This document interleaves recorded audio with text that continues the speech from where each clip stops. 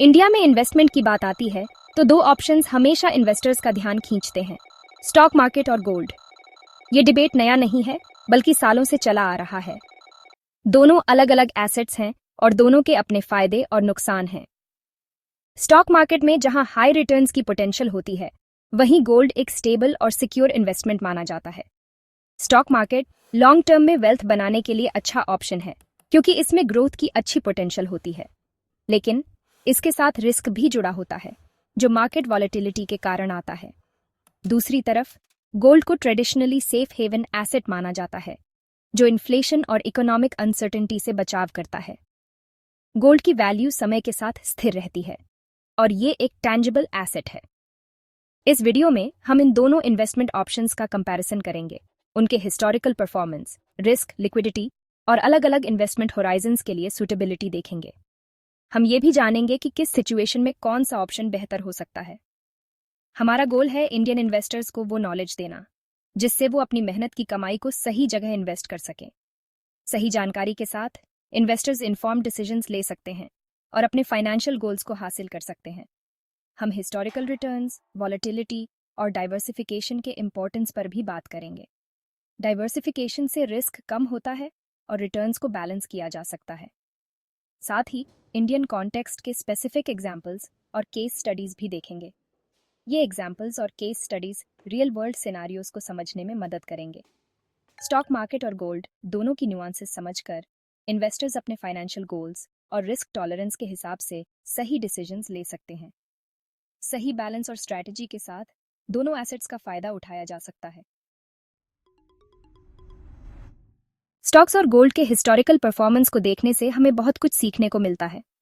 Investors को valuable insights मिलते हैं, जो उनके फ्यूचर इन्वेस्टमेंट डिसीजंस को शेप कर सकते हैं। लॉन्ग टर्म में स्टॉक मार्केट ने रिटर्न्स के मामले में गोल्ड को आउट परफॉर्म किया है।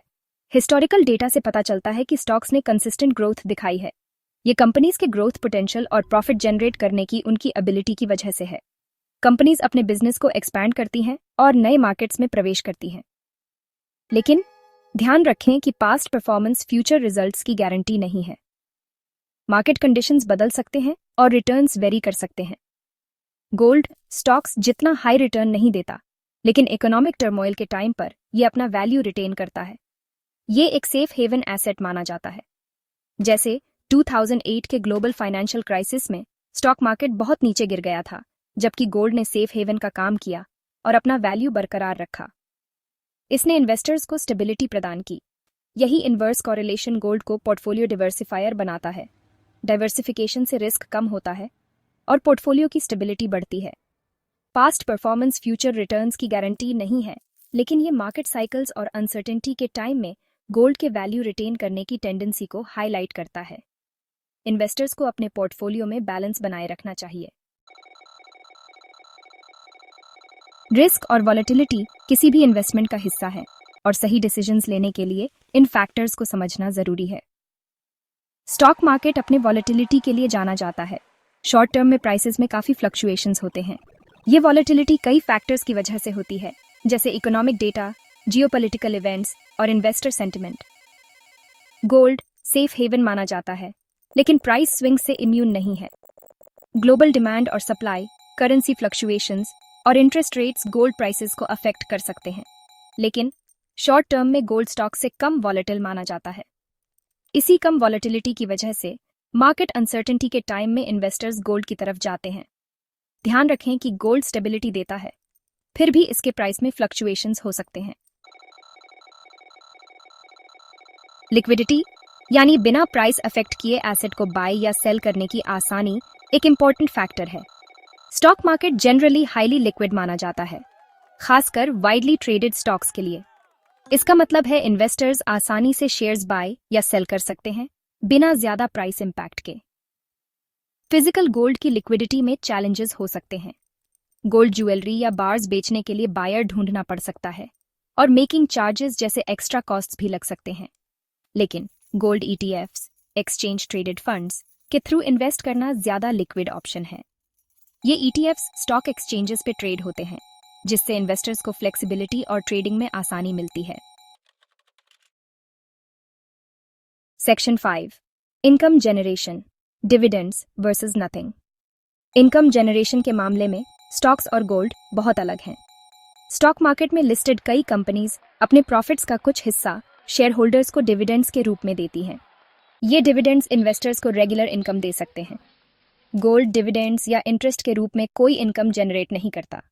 गोल्ड से रिटर्न्स मेनली कैपिटल अप्रिसिएशन से आते हैं, यानी टाइम के साथ गोल्ड की प्राइस में इंक्रीज से।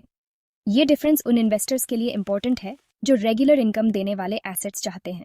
गोल्ड डिविडेंड्स नहीं देता, लेकिन इन्फ्लेशन के खिलाफ हेज के रूप में इसका हिस्टोरिकल रोल एक तरह से इनडायरेक्ट इनकम प्रिजर्वेशन है। Section 6 diversification. सारे अंडे एक ही टोकरी में ना रखें। डाइवर्सिफिकेशन इन्वेस्टिंग का एक बेसिक प्रिंसिपल है और स्टॉक्स और गोल्ड दोनों एक वेल डाइवर्सिफाइड पोर्टफोलियो में अलग अलग रोल्स प्ले करते हैं। स्टॉक्स, बॉन्ड्स और गोल्ड जैसी कमोडिटीज अलग अलग एसेट क्लासेस में इन्वेस्ट करने से ओवरऑल पोर्टफोलियो रिस्क कम होता है। ग्रोथ पोटेंशियल की वजह से स्टॉक्स पोर्टफोलियो के ग्रोथ एस्पेक्ट में कंट्रीब्यूट करते हैं। गोल्ड इन्फ्लेशन और इकोनॉमिक डाउनटर्न्स के खिलाफ हेज का काम करता है। ऐसा इसलिए क्योंकि जब स्टॉक्स जैसे ट्रेडिशनल एसेट्स डिक्लाइन करते हैं, तब गोल्ड अपना वैल्यू रिटेन करता है या अप्रिशिएट भी करता है। यही नेगेटिव कोरिलेशन गोल्ड को वैल्यूएबल डिवर्सिफायर बनाता है। Section 7 investment horizon. टाइम बहुत जरूरी है। आइडियल इन्वेस्टमेंट होराइजन, चाहे स्टॉक्स के लिए हो या गोल्ड के लिए, इन्वेस्टर के फाइनेंशियल गोल्स और रिस्क टॉलरेंस पर डिपेंड करता है। लॉन्ग टर्म इन्वेस्टर्स के लिए स्टॉक मार्केट ज्यादा सूटेबल माना जाता है क्योंकि टाइम के साथ इसमें हायर रिटर्न्स की पोटेंशियल होती है। ये खासकर यंग इन्वेस्टर्स के लिए सही है जिनके पास मार्केट फ्लक्चुएशन से रिकवर करने के लिए लॉन्ग टाइम होराइजन है। गोल्ड अनसर्टेन टाइम्स में कैपिटल प्रिजर्व करने की एबिलिटी के साथ शॉर्ट टर्म और लॉन्ग टर्म दोनों इन्वेस्टर्स के लिए अच्छा ऑप्शन हो सकता है। ये इन्फ्लेशन और मार्केट वॉलेटिलिटी के खिलाफ हेज के लिए स्ट्रेटेजिक एलोकेशन का काम कर सकता है। लेकिन सब्सटेंशियल कैपिटल अप्रिसिएशन चाहने वाले इन्वेस्टर्स के लिए गोल्ड प्राइमरी चॉइस नहीं होगा। सेक्शन 8 केस स्टडीज इंडिया से सीख। इंडियन कॉन्टेक्स्ट में ऐसे केस स्टडीज हैं जो स्टॉक मार्केट और गोल्ड इन्वेस्टमेंट्स की डायनामिक्स को हाईलाइट करते हैं। पिछले कुछ डेकेड्स में इंडियन स्टॉक मार्केट, खासकर Bombay stock exchange BSE, Sensex का फिनोमिनल ग्रोथ इक्विटीज के वेल्थ बिल्डिंग पोटेंशियल को दिखाता है। इसी तरह इंडिया में सदियों से गोल्ड एक फेवरेट इन्वेस्टमेंट रहा है, जिसे प्रॉस्पेरिटी और सिक्योरिटी का सिंबल माना जाता है। हाई इन्फ्लेशन के पीरियड्स में, जैसे 1970s के लेट और 1980s के अर्ली में, गोल्ड ने इन्वेस्टर्स को सिग्निफिकेंट रिटर्न्स दिए और उनके वेल्थ को इरोजन से बचाया। ये एग्जाम्पल्स इन्वेस्टमेंट डिसीजंस लेते समय हिस्टोरिकल ट्रेंड्स और इकोनॉमिक फैक्टर्स को कंसिडर करने के इंपॉर्टेंस को दर्शाते हैं। Section 9 conclusion. कौन सा ज्यादा चमकता है? स्टॉक मार्केट और गोल्ड में से चूज करना सुपीरियरिटी का सवाल नहीं है। दोनों के अपने यूनिक एडवांटेजेस और डिसएडवांटेजेस हैं। ये individual investor profiles, financial goals और रिस्क एपेटाइट्स पर डिपेंड करता है। हर इन्वेस्टर की फाइनेंशियल जर्नी अलग होती है और उसी के अनुसार इन्वेस्टमेंट स्ट्रैटेजी भी अलग होनी चाहिए। हायर रिटर्न्स चाहने वाले और शॉर्ट टर्म मार्केट वॉलेटिलिटी झेल सकने वाले इन्वेस्टर्स के लिए स्टॉक मार्केट, खासकर इंडेक्स फंड्स या म्यूचुअल फंड्स के through diversified investments, suitable option हो सकता है। स्टॉक मार्केट में इन्वेस्टमेंट करने से लॉन्ग टर्म वेल्थ क्रिएशन के चांसेस बढ़ जाते हैं। गोल्ड सेफ हेवन एसेट के रूप में अपने हिस्टोरिकल रोल और अनसर्टेन टाइम्स में कैपिटल प्रिजर्व करने की एबिलिटी के साथ डाइवर्सिफाइड पोर्टफोलियो का एक वैल्यूएबल कंपोनेंट है। गोल्ड में इन्वेस्टमेंट करने से पोर्टफोलियो में स्टेबिलिटी आती है। इंडियन इन्वेस्टर्स के लिए, खासकर जिनका गोल्ड के साथ कल्चरल अफिनिटी है, ये शॉर्ट टर्म और लॉन्ग टर्म दोनों इन्वेस्टमेंट गोल्स के लिए अट्रैक्टिव ऑप्शन है। गोल्ड का कल्चरल सिग्निफिकेंस भी इसे एक यूनिक इन्वेस्टमेंट बनाता है। की टेकअवे ये है कि इन्वेस्टिंग को वेल डिफाइंड स्ट्रैटेजी के साथ अप्रोच करें, रिस्क टॉलरेंस, इन्वेस्टमेंट होराइजन और डाइवर्सिफिकेशन जैसे फैक्टर्स को ध्यान में रखते हुए। एक बैलेंस्ड पोर्टफोलियो ही लॉन्ग टर्म फाइनेंशियल सक्सेस की कुंजी है।